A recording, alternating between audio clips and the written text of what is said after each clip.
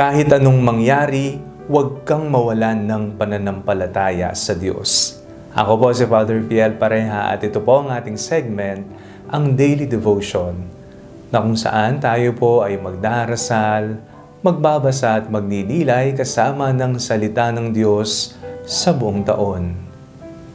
Manalangin tayo. Sa ngalan ng Ama, ng Anak at ng Espiritu Santo. Amen. Halina, banal na Espiritu, liwanagan mo ang aming puso at isip nang maunawaan at may sa buhay namin ang iyong salita. Amen.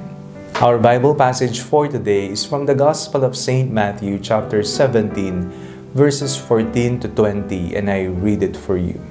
When they came to the crowd, a man came to him, knelt before him, and said, "Lord, have mercy on my son, for he is an epileptic and he suffers terribly. He often falls into the fire and often into the water. And I brought him to your disciples, but they could not cure him."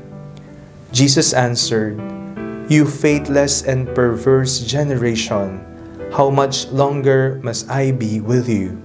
How much longer must I put up with you? Bring him here to me." And Jesus rebuked the demon, and it came out of him, and the boy was cured instantly. Then the disciples came to Jesus privately and said, "Why could we not cast it out?" He said to them, "Because of your little faith.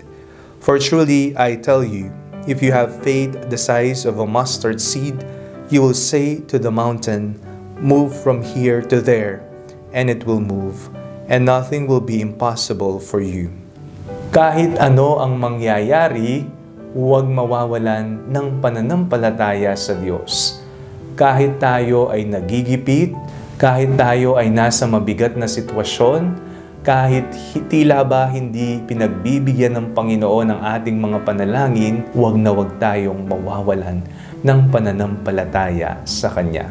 Sa ating pong binasang ebanghelyo sa araw na ito, napakinggan po natin ang pagtataka ng mga alagad kung bakit hindi nila magawang palayasin ng demonyo sa bata. Nagtaka sila.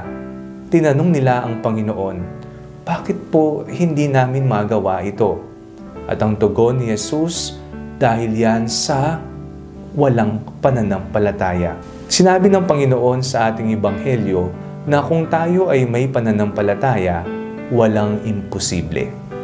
Kaya naman, lagi po nating tatandaan, ating ibigay ang ating sarili, ang ating puso, ang ating pag-iisip, lahat ng ating pagkatao sa Panginoon.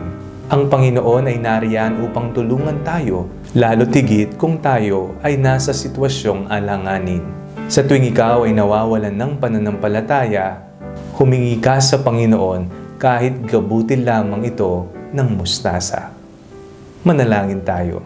Panginoong Jesucristo, patawad po sa mga panahon na nawawalan po kami ng pananalig sa inyo. Amen. Sa ngalan ng Ama, ng Anak, at ng Espiritu Santo. Amen. Huwag po ninyong kalimutang i-like ang video ito, mag-comment po kayo and share it with your family and friends. Ang Panalangin Bago Matulog ay may sariling Facebook page na po. Huwag niyo pong kakalimutang mag-like o mag-follow dito. And do not forget to subscribe to our YouTube channel.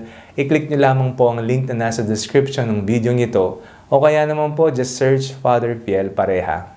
God bless you po.